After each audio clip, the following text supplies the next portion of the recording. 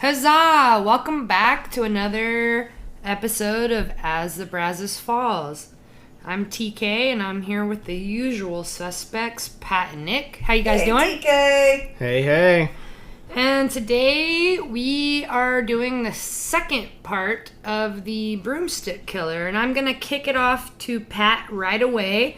We left off where McDuff got released from prison in 1989 off of death row, went to life in prison, and was paroled. If you have not listened to episode 1, please go back and listen to that before you check this one out. And, Pat, so let's get into it. So we're going to rewind a little bit. A decade, 1979. Texas criminal justice system. The prisons are overcrowded, out the wazoo. A lot of pressure in federal lawsuits. The feds are saying that overcrowding is a violation of civil rights. Seems to be an agreement between then Republican Governor Bill Clements and the parole board that he wanted 150 bodies a day moving out of the prison system. A day? A day. 150 prisoners. Can now, you imagine? was he specific? Do you know? Was he like, get rid of the worst? Or did they sit there and get rid of the people that have been in for 10 years? Most of the reading I've done suggested that they started with the lowest level offenders. Drug charges, possession, con men, pickpockets, etc. Burglary, but then after a while you start running out of bodies. I don't know the robbery, assault.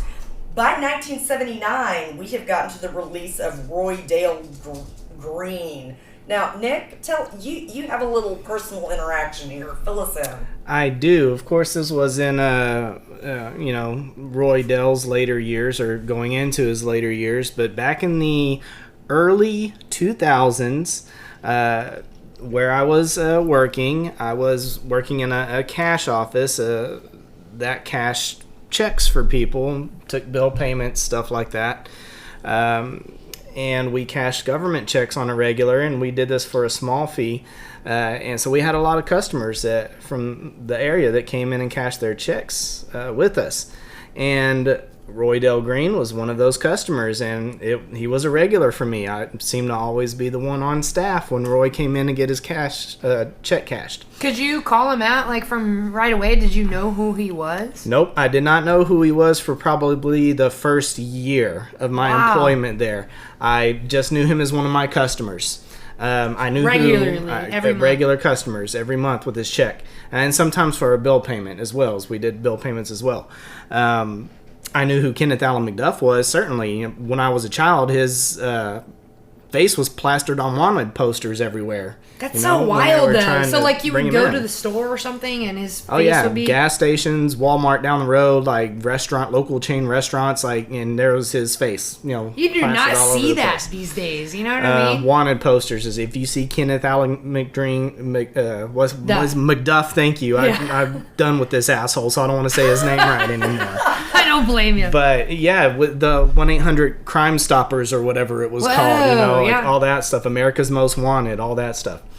But going back to Roy, I didn't know who he was for the first year, and then it wasn't until a fellow employee, came up to me one day and said, "Hey, Nick, you know who that is, right?" And I said, "Who, Mr. Green?" "Yeah, I cash his check every week or every month. He's a nice guy." He's like, "No, he was McDuff's accomplice, for those murders back in the 60s.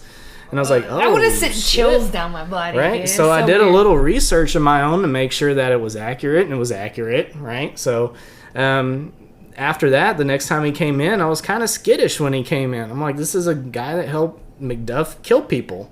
Yeah. But I'm going to be honest with y'all. I never got the feeling that he was a bad guy. And this is a personal opinion, and y'all can give me all the hate and the feedback on the websites if you want to. But I never got the impression that Roy Dale Green was a bad guy. I felt like he was maybe an impressionable guy, and that he was maybe coerced into doing things, that he went along with a lot of what McDuff did. But from my interactions with him, I got the impression that he was repentant of things that he had done So in the I have past. to ask Nick, did he strike you as the sharpest guy? Do you think he was maybe more readily manipulated than the average person? Easily. He was Very passive? he was by no means he was intellectually challenged, but it wasn't to the point where he needed like mental institution or anything like that, right? So he was cognizant. He was Probably aware, on the Asperger spectrum. something But along those I lines. mean, there's like ways so much. There's many different levels of that, and there's always been many different levels of that, but we didn't know about those levels until Back in the recently, day. within the next like decade or within the last decade or so, right? So, back then he could have been very well on that spectrum, and people just didn't know it. And I have to They just say qualify he's here slow. for a second.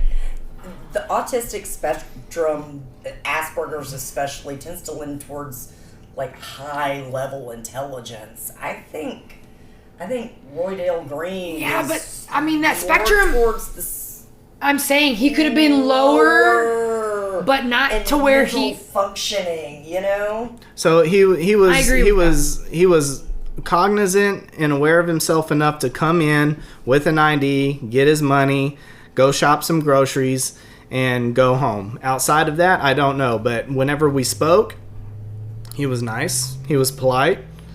Hey there, Nick. How's it going? How's everybody? How's the family?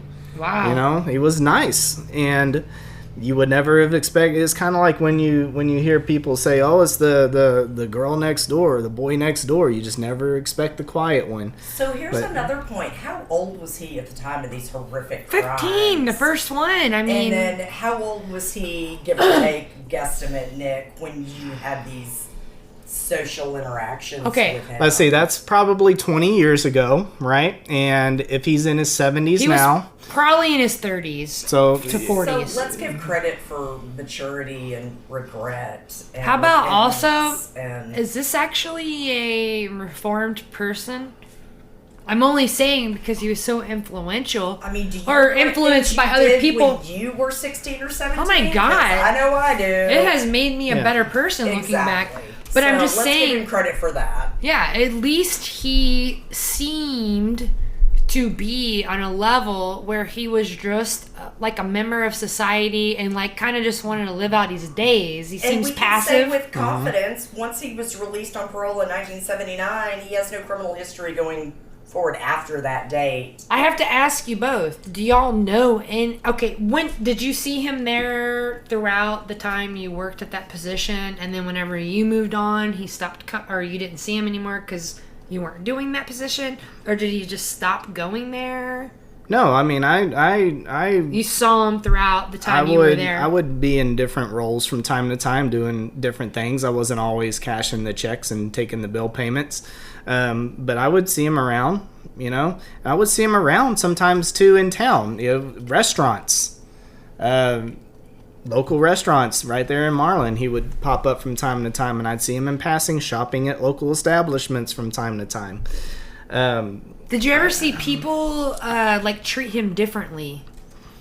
If you were like at a restaurant or something like that, do they know who he was, or did he just look like some other old guy that's in the store? Oh, I'm basically? I'm sure people in my age group at that time, which would have been 16, 17, 18 years old, I'm sure they would have seen him the same way I saw him. Yeah. And maybe would have not been fresh to the knowledge or new to the knowledge like I was.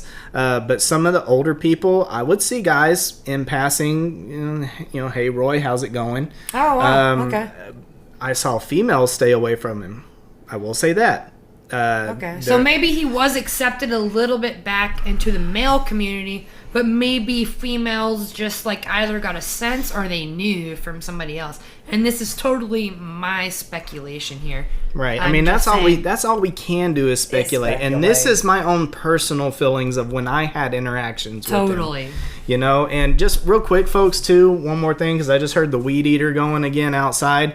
We are in a live recording environment here. You might hear something going on, a lawnmower, a weed eater, a dog barking, snoring, something, you know. Chihuahua clicking his little paws over on the... His name is Lord Charles Curtis. Lord Charles And Curtis. don't forget about Jackson, boo. And we have Jackson underneath the table over here. You might catch him snoring. Their commentary is probably more valuable than ours. But yeah, just to sum up on Roy, meeting him in person, dealing with him as a customer employee type, deal.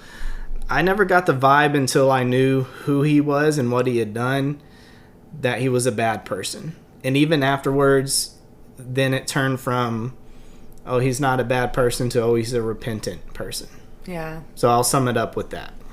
I do have to speculate, of course, wonder, man, if he never met McDuff, would he ever have done anything bad in his life? You know what I mean?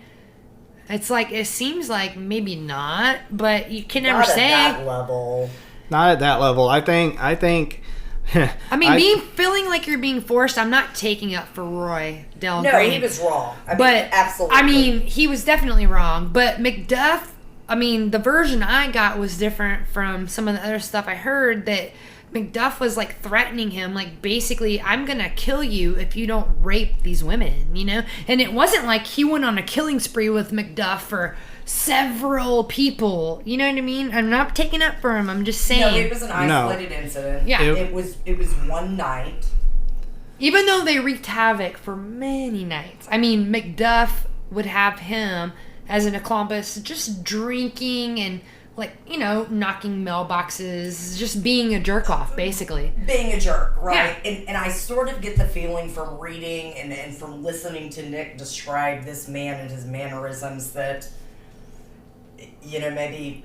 At 15? Maybe Roy Dale Green, as a teenager, had trouble drawing the line between smashing mailboxes and shooting boys and... He didn't shoot the boys. A girl. He didn't shoot them. And in an interview... He did rape her, but by gunpoint. YouTube, he graphically... You can see the terror on his face when he describes, even as an old man, hiding his head. He also ratted them out. Pretty quickly. To the cops. He also helped the cops find bodies they could. So I'm just saying, if this guy never met McDuff, and he wasn't manipulated and forced by him, do you really think he would have done anything as a personal... Nationally famous CBS anchor Bill Schiffer, who was a Fort Worth Star-Telegram reporter at that time, speaks on the record on YouTube about the comparison and contrast of the personalities of Roy Dale Green and Kenneth McDuff. Where you see remorse and just total apathy, where you see... Oh, yeah, McDuff had no emotion. And concern, and exactly, just a blank, cold slate. He was haunted by it. That's why he freaking ratted himself out. Mm-hmm. And McDuff. And that wasn't even that far after the murders, right? So... Exactly. It's just like, it's so sad. Like, I feel for him in a way. And it sucks to feel for him because he's the enemy. You know what I mean? Oh, he definitely did wrong. Yeah, it's like when you're watching a horror flick and they make it to where you kind of feel for the bad guy. Yeah, it's just like, what? That's how I kind of feel for Roy Dale, even though he is accountable for his own actions. However, I have no pity for McDuff. Oh, hell no. Let's fast forward to 1989, and again, Bill Clements is the governor of Texas, and he is pushing those bodies out of the prison system because they are overcrowded and under a federal mandate. But I wonder they don't how want to many spend money on building new prisons. It's a quandary, right? So they're pumping the criminals out on parole, and who gets out in 1989? That December, I do believe. Let me check my handy dandy spreadsheet. Kenneth Spreadsheet Patty. McDuff, despite having been convicted for the 1966 triple murder and rape of Louis Sullivan, Kenneth manages to pull off 2 stays of his execution, and then in 1972 the Supreme Court overrules the death penalty, which commutes his sentence to a life term. However, with the revolving door that Texas prison systems had become in the 80s, he is released in 1989 on parole. To the shock and dismay of the entire Central Texas law enforcement community and the Falls County community, and I distinctly remember that everyone that I knew was terrified and thought, I have to "Holy ask, hell." why on earth would Texas not just let out lower criminals and keep letting out the lower criminals instead of moving up into the death row chain? Life imprisonment. There's so many freaking criminals that are below life. Why not just if they wanted 150 prisoners a month or a day, it was a day. That's insane. It's insane. Okay. So maybe you stop sentencing the con men and the pickpockets to prison in the first place. Or let them go in and let those If guys you out. only have 100 beds in the entire state of Texas, which we know is ridiculous. 4,500 prisoners a month in a 30 calendar month. That's hell, insane. Who the hell lets out the guy who raped a 16-year-old girl with a broken broomstick? Yeah. That's I mean, come on. 54,000 prisoners a year. Who the hell thought that was a good idea? Well, obviously. I don't care how many beds you're short. Lock him in a broom closet if that's all you have. So, do you think that case is a, governor?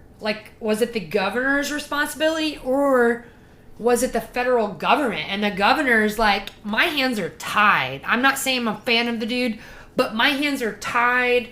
I can't do anything. I have to let 150 prisoners a day out. I think, here's my personal opinion, and this is just Pat's personal opinion. They would love, I'm sure Bill Clements at that point in time would love that argument that his hands were tied, the feds were making him do something, when the reality of the situation is, if the state of Texas had ever spent enough money to properly house the criminals that it wants to sentence in our uber strict Texas, we don't put up with bullshit judicial system, you can't have one without the other. So you can't sentence people to 42 years for 12 robberies and then not build prisons. And that's the contradiction and the dichotomy right there. So yes, when the federal government came in and said you were stacking these people on top of each other like cordwood and it's a violation of their civil rights, I'm sure Bill Clements used that as the feds are forcing my hand. But in reality, had we just done what we were supposed to do from the get-go, if you want to sentence 12 burglaries to 42 years, you have to build prison beds. And, I mean, I think that's what Texas does over and over and over again. But that's another story. Let's also just say I do love Texas. I love Texas, born and bred. Ditto. Buc-ee's. Yeah. But, I mean, come on, dude. You let this dude out. It would have ended there. It would have ended there. I guarantee... Okay. I think that he would have been killed in prison or died in prison if he would have had the 42 years. He probably... Because people also didn't live that long. I mean, I know it's not that far ago. Especially in but really, they didn't. My conditions. grandparents were old as shit. Like, have you ever watched Roseanne? I mean, we still Roseanne, don't the have air 40-year-olds conditions in Texas prisons. Yeah. So stop and think about that for a second. I mean, and it gets to like 120 in certain Easily. areas. Yeah, it's actually crazy. Like, I have a client that has, her son is in prison, and he basically, they don't have heat and they don't have AC. And it's like cinder block huge prison, you know? And I mean, it's like, woe is me, I'm in prison. But yeah, I just can't imagine. Like, so Kenneth's out and he comes back to Rosebud, and lo and behold, he's released in December of '89. Tells everybody he's going to play it straight, but in July of 1990, he pulls a knife on a group of young black people on Main Street in Rosebud, screaming racist slurs, is arrested that should have sealed the deal. That should have been the violation of his parole that sent him back to the pen for life. But no, he was out really quickly. But why was he even in Rosebud? Because at that time, his parents moved to Temple. Good question, TK. I'm not sure, but the Rosebud is where he tended to gravitate. Which is crazy, though. You would think. Maybe that's why his family left. Well, I think that shows what kind of psychopath he really is. Because it's like, dude, you just got let out of prison and you're coming back to the town where you started this havoc, you know? Your parents already left this area because they're tainted. Like, they can't run their businesses. Nobody wants to... Who would spend money with them? Nobody wants to use them. So they moved to Temple, which is like 30 miles away. He's re-released, and we're rolling up on the summer of 1991 when Brenda Thompson, I'm very hesitant to slut-shame this woman and call her a prostitute. The woman was hard on her luck and not in a great position and working on Old Dallas Highway. Disappeared. Then we move slowly forward to later in the summer of 1991, and Kenneth Allen McDuff is enrolled in TSTC, which was then TSTI, Texas State Which is Technical also an awesome... Institute. Great institute. My son is currently there. They've pumped out a lot of fabulous professionals. We are not degrading the institution by any means. Yeah, that's awesome. Obviously, TSDI kicked him out pretty quickly. He wasn't cutting the mustard. He worked briefly at a quick stop. And that was during the same time as going to school. Yes. And it was about, like, what? Summer of 1991, 2-3 week period, yes. Yeah, it wasn't that far. At the job or in school very long at all. So we roll up on later in the summer of 1991, and outside of TSTC, the police have put up a DUI roadblock checkpoint sort of situation. McDuff rolls through with a young woman bound at the hands and the ankles, apparently, kicking at the windshield, trying to escape.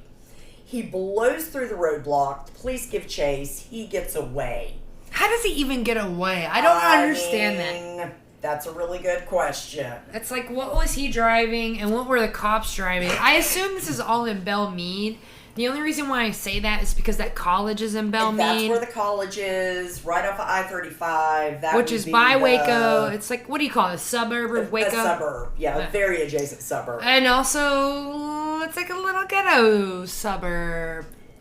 It's very adjacent to the interstate, shall we say. I'm being straight up. It's ghetto in Belle Meade. It's the ghetto. It's the 05. There are great people that live in the 05. Oh, yeah. My mother-in-law lives there. But the 05 has a reputation. So we're rolling up on later in 1991, December 29th. Apparently, McDuff is hanging out with a new friend of his by the name of Worley. They are driving around, drinking, hanging out on Old Dallas Highway at the bars, and smoking a lot of crack. They get in the car, meander around, end up in Austin on 5th Street, and kidnap Colleen Reed, who is a very young, early 20s, tiny, petite little brunette woman. She is witnessed being abducted. Witnesses say she is shoved into a tan Thunderbird. But no one can find the car. She just poof and disappears. We come up on February of 1992, but apparently Kenneth Allen McDuff is still hanging out on Old Dallas Highway, drinking a lot of beer, smoking a lot of crack, and beating up a lot of prostitutes. He had been known to brag to many friends at the bars along Old Dallas Highway that he knew a cute little clerk at the Quick Stop. She was pregnant and would be really easy to rob. He'd worked for the Quick Stops before, so he knew they had no security. That's so sad, dude. So heartbreaking. Leap Day, February 29th, 1992. He did it on Leap Day? Leap Damn! Day. So they can only, like, her murder. Yeah. It's like, it's just off, right? She sad. had been on the phone, pregnant Melissa, mother of 2, had been on the phone with her husband Aaron on and off throughout the evening. Now, Pat, she was working graveyard. I gotta say, you knew her husband, right? I did know You her met him husband. after or before the murders? After. Yeah. And met him several times. He was sort of in this card playing group that Poker? Poker. You brother. I didn't say I was good at playing poker. I'm good at playing I poker. would love to play poker, by the way, guys. Anyways, back to the story. Yeah, so for like most of the summer and fall of 1994, he was part of this like cards group that I was hanging out with. One of the saddest humans I've ever met. Like, you just looked at him and saw I can only imagine. and I mean, angst and guilt. And his wife and baby were killed, and Yeah, there's like, he didn't- what happened to him? You know? obviously did not like talking about it, but I can distinctly remember a couple of occasions him saying things like, "Why didn't I stay on the phone?" They had been on the phone, on and off that night because she was uncomfortable working midnight. She didn't feel safe. She was pregnant. She was a tiny. Why little did she work person. midnights then? Money. You know, she just needed they money. Had 2 kids. She was pregnant. He was working days. I mean, they were young. Yeah, they just had to make trying ends meet. Ends meet, right? Man. It's the early 90s. There's no video camera. There's no security. There's I nothing. bet whenever I go around my mother-in-law's, I probably pass by that store and don't even know it. In Belmead. Well, I can tell you exactly where it. Yeah, do tell me, because I kind of am interested. It is New Road and I-35. Oh, yeah. Apparently McDuff, high on crack and who knows what else, had car trouble with his tan Thunderbird earlier that day, and somebody had helped him push it to the New Road Inn. At New Road and I-35, a block or 2 away from that quick stop. Damn. He wandered down there, and she got off the phone with her husband, Aaron, and said somebody's come in, hung up. Aaron called back 15 or 20 minutes later. No answer, no answer, no answer, no answer. He drives down there. Her car is gone. She's gone. So he took her car. Reports her missing. Because his car was messed up. So he goes Exactly. His car. takes her car, Yep. and then the husband is just like, Reports my her wife's missing, and the police, to their credit, pretty quickly jump on top of it, are like, this is clearly an abduction. all right, I have to say that that's really awesome because during this time frame, they're listening to several podcasts. There are many instances where they tell the guy their chick just took off. Yep. Huh. Like, don't even worry about it. Or, hey, She sorry, left of her fella. own free will. Yeah, sorry, fella. Looks like your lady left you. That kind of thing. And just like, Wow. all right, investigation closed. And according to him, and not to say that I had any deep conversations with Aaron about this, it was just Oh, yeah, it's kind the of few weird. things that he mentioned. I will say that he at least felt like they briefly took him under suspicion, which I guess would be the normal course of action. Mm-hmm. And he was the husband, right? I guess that would be the responsibility to look at him. In any murder At case, least. the spouse or partner, boyfriend, girlfriend is the first suspect. Sorry.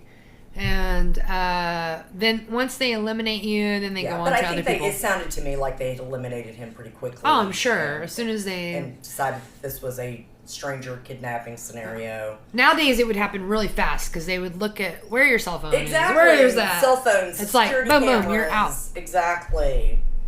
So they're on it pretty quickly.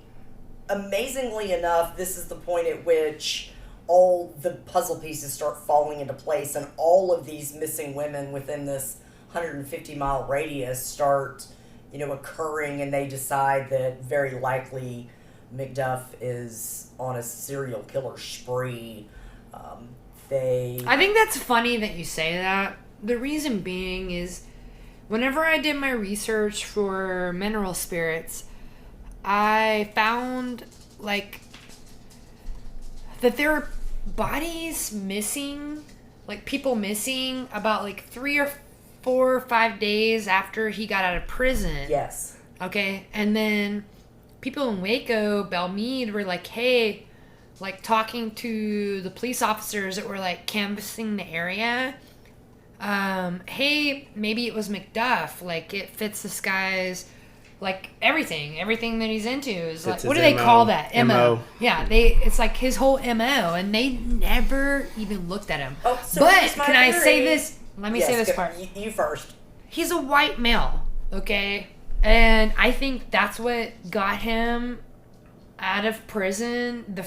White male with family money. Got him out of prison the first go round. Good looking, intelligent, articulate. They're like, oh, this Well poor boy, groomed. he just got caught up in something. No, he actually burglarized places and did it intentionally and knew what the hell he was doing. I want to turn your coin over, TK. I want to analyze the women that were initially missing, and maybe that's why nobody was paying attention. We know Touche on that, because who knows? It was prostitutes. Women who were living on the street on Old Ellis Highway. Which that area is super sketchy. It's still sketchy. It's still sketchy. I mean, but shit. let Colleen Reed disappear in Austin. The in a white car wash, Austin girl. who's an accountant, and God bless her, she did not deserve to be kidnapped. No. You're not saying that one's Not better at than all. the other. Yeah. But Melissa Ann Northrup, the married mother of two who's pregnant and, working to support her family, and then suddenly there's attention and we're on America's Most Wanted. But then they have a three black missing prostitutes living on the street were just not But being after worried about. Melissa, Oh, and that's the worst. but it's a black woman, right? So Worley, the accomplice in the second spree, finally goes to police. America's Most Wanted, everything's ramping up. The chips are falling. He points authorities towards what he said would be Melissa's body. What they end up finding is Valencia K. Washington, who no one had missed up until that date. So was she a prostitute or what? That's the speculation. Some kind of street girl? Not that it just so doesn't. Oh, I'm not demeaning her death by any means. I just want to know. There was a lot of speculation that she and McDuff had drug connections. She was last seen looking for him on the TSTC campus. Okay, I could see that. I can see that too. But the He was sad part obviously a of- crack addict. The sad part about all of this is that he's a white male. During this time, it still happens today, which is crazy. But during this time, the white male was very superior. And I imagine, even as a criminal, in certain eyes, this white male that was a criminal before has more value than this woman, which is really heartbreaking and inaccurate and very sad. The person who might be viewed as like the crackhead prostitute. Yeah, I feel for Washington's family, I do too. and I hope they feel like they got justice. Isn't that the worst to be missing and buried in you've been missing so long you're skeletal when you're found, and no one's noticed that you're gone. Yeah, That is just utterly. that's heartbreaking, man. heartbreaking. I mean, if you value life, then that's heartbreaking. I mean, So ironically, McDuff held on to even after his location. He was found out of state. I don't want to lie what state. It was one of the rectangular corn states. Sorry, that's how I view them in my mind. I'm a Texan. Well, he was found in one of those rectangular corn states up there. Brought home. because there was another manhunt for him. Another giant manhunt. So, America's Most Wanted. Was got it a tip. Colleen or was it Melissa that called, like, where they figured out it was McDuff and then they went on a manhunt? When Melissa went missing, they sort of started connecting the dots. Okay. And realizing that probably McDuff was also involved in Colleen Reed's disappearance. And I have to say that McDuff, during the time that he was released from prison the second time, meaning first time was burglary, second time he was released off of death row. After that, he was on parole and failed multiple piss tests. Oh my gosh. Did every parole violation you can think of. So I want to know, it won't make a difference and right now, but I wonder, that parole officer, I feel like there's a negligence there that needed to be addressed. It probably wasn't. Just like there was a negligence with the burglary release, just like there was a negligence when we talked about earlier, there was speculation that McDuff's dad helped him get rid of evidence in the first murders in Rosebud, which I've driven down that dirt road.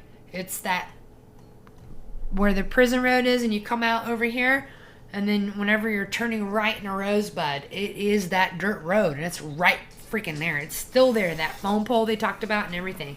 But where's the, like, I guess what I'm saying is that this white male went through all these cracks. Where's the accountability for any of this bullshit? Besides him. Well, because guess what?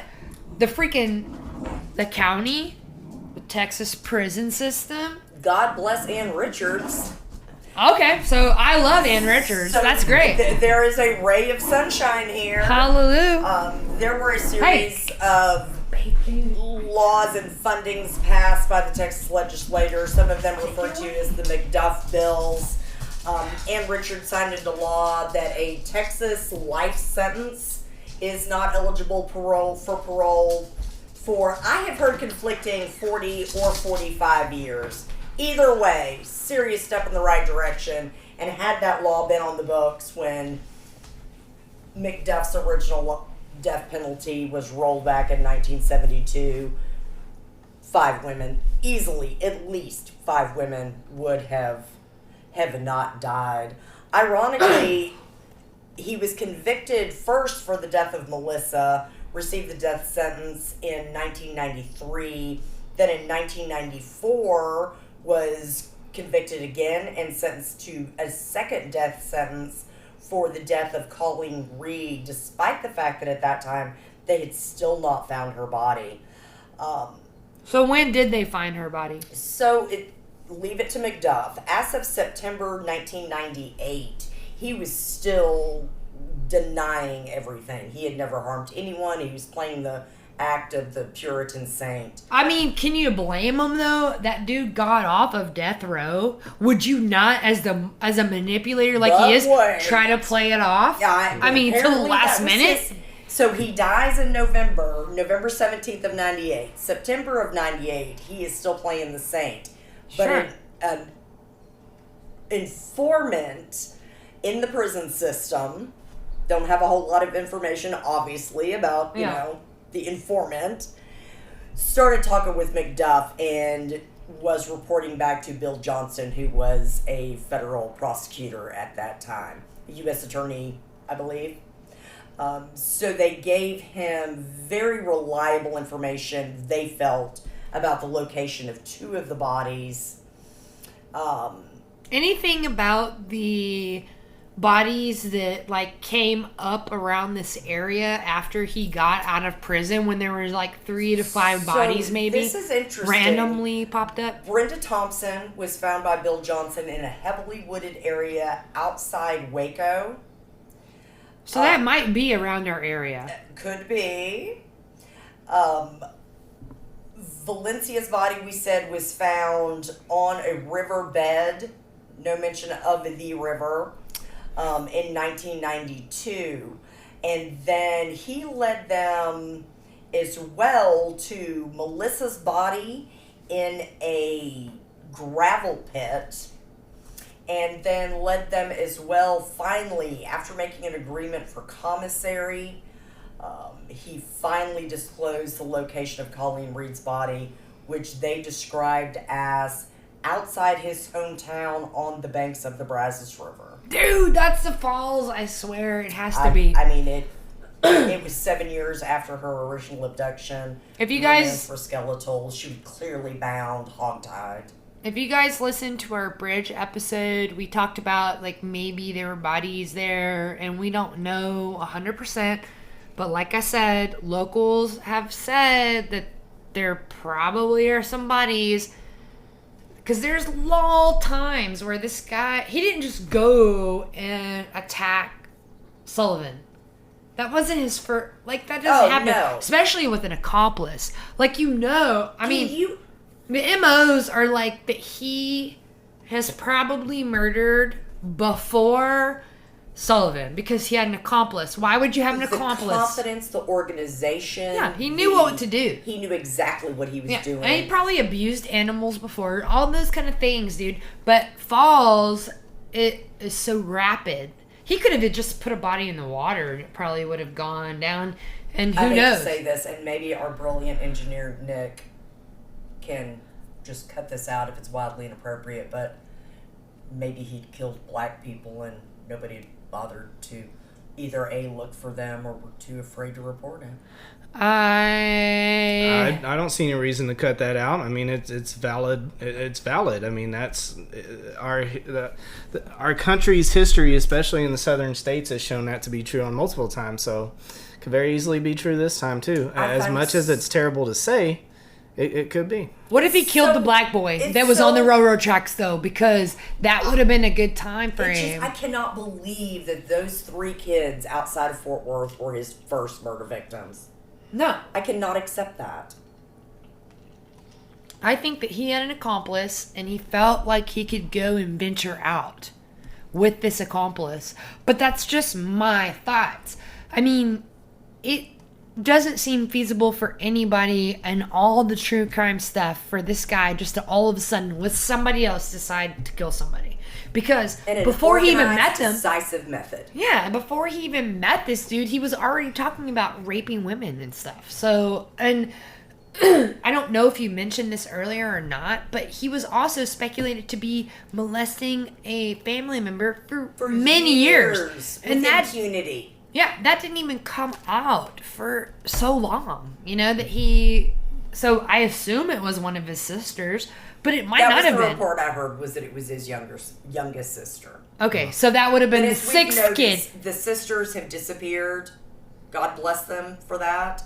So he was the 5th. She was probably the 6th because she's the youngest. But yeah, I mean, I don't understand how this guy fell through all the cracks. So many cracks. And throughout decades of cracks. Which, I mean, if he wasn't white, it wouldn't have happened. He would have been done. Secrecy is a scary thing. I also wonder how many of the 150 inmates they were letting out a day were white, black, Hispanic, Asian. I bet they were all white. You know, I just have to wonder. I mean, I really... Public Information Act request. I know. I love the state of Texas, but I mean... I love the state of Texas, anybody listening to this... what the fuck? Yeah, what the fuck, Texas? I mean, come on, this is crazy. I mean, no state's perfect. Every state has some jacked up history, Well, right? we all have jacked up history, but the problem is around here, I feel like sometimes they want to hide it and they don't.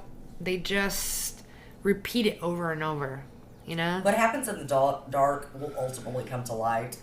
And when you finally shine light on something, you kill it. And with that said, Bye, as y'all. much as he fell through the cracks, not just yet, as much as he fell through the cracks, ultimately what happened to him? You're right. Nick. Yeah. No, actually, I guess they injected him with poisons. Was it an injection? He didn't get It electrocuted. was lethal injection. Lethal injection. Lethal injection. Oh, What- but he is dead. And you know what he is referred to as? Let me find that paper just a second. Yes.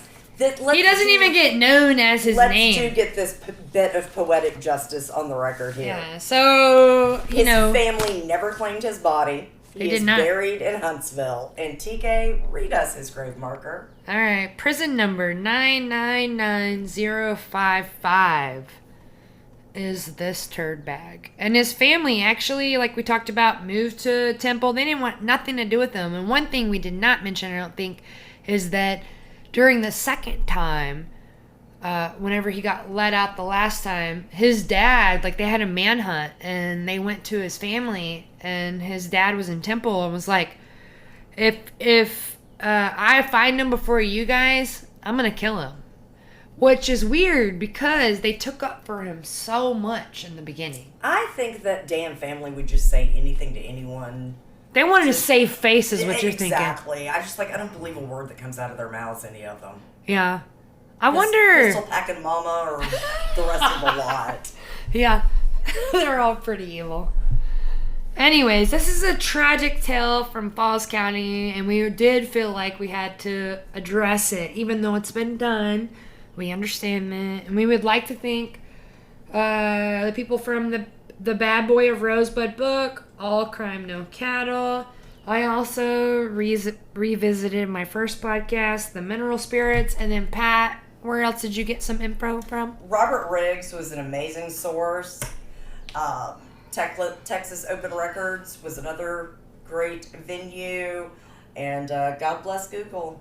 Yeah, that's the truth. Bye, y'all.